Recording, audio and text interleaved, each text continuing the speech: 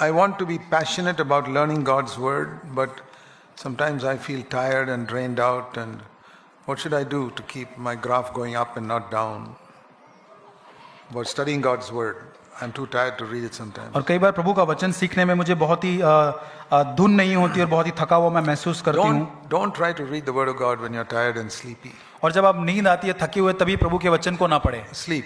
सो जाए. And when you're a little fresh, और जब आप ताजगी में हैं, better to read 5 minutes when you're fresh than half an hour when you're sleepy. और जब आपको नींद आ रही है तब पढ़ने के बजाय जब आप 5 मिनट आप जागते हैं ताजगी में तब पढ़ें. Sometimes we are tired. What to do? We have got a lot of work to do, especially mothers with children. और जब जो माताएं होती वो थक जाती है तब हम क्या कर सकते हैं.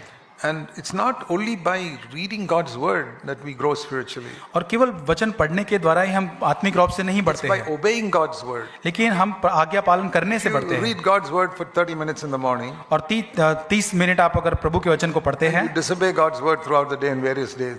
और पूरे दिन भर उसका आज्ञा पालन नहीं करते It's हैं useless. तो व्यर्थ है.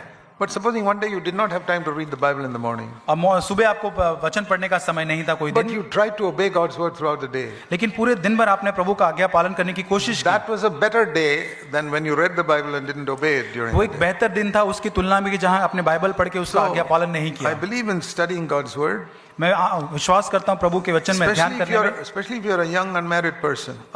यदि आप जवान हैं और आपकी शादी नहीं हुई है, I'll tell you, if I know the Bible today, मैं कहता हूँ कि अगर मैं आज बाइबल जानता हूँ, it is because the first 7 years after I got baptized, day and night I studied the Bible. और मेरा बपतिस्मा होने के बाद 7 साल तक दिन रात मैंने बाइबल का अध्ययन किया. After I got married and had children, I didn't have so much time. और मेरी शादी होने के बाद बच्चे होने के बाद इतना समय शायद मेरे पास नहीं था.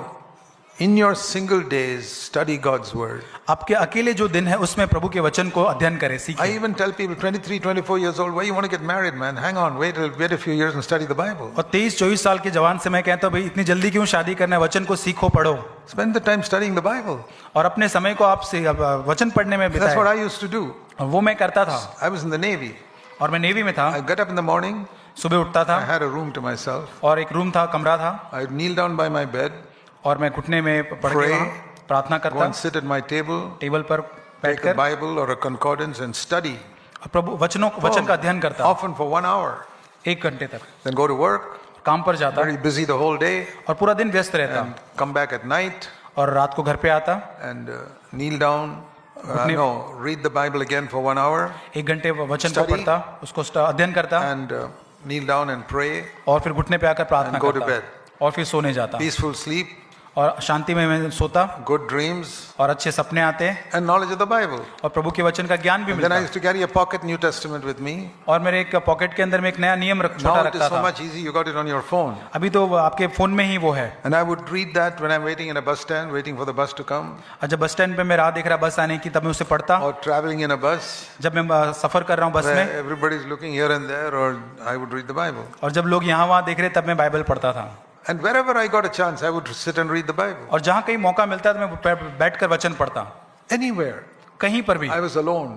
मैं अकेला रहता. Going to a government office, waiting to be called by the officer, I would sit and read the Bible. अगर सरकारी ऑफिस में जाते वहाँ अगर मेरे को बाट जो है वहाँ पे बैठकर बाइबल So many पढ़ता. places. बहुत सारी ऐसी जगह. I've told some very poor people, मैंने कुछ गरीब लोगों को इस तरह से okay, इस you बात don't have a कहा, room to be alone. आपके पास अगर कमरा नहीं यीशु के परमेश्वर के साथ अकेले में Do you have a toilet where the door can be closed? क्या आपके पास शौचालय है जिसका दरवाजा बंद कर सकते Even हैं? poor people have that. और गरीब लोगों के पास उतना है, Take a New Testament there and read it. और वहाँ पे जाके नया नियम पढ़ सकते हैं. You know, some people say, how can I take Bible into a toilet and read? और कुछ कहते हैं कि मैं शौचालय में कैसे उस बाइबल को लेकर जाऊं. It's a spiritual thing, man. वो आत्मिक बात है. So you can read it anywhere where you can be quiet. और आप कहीं पर भी उसे शांत से पढ़ सकते हैं.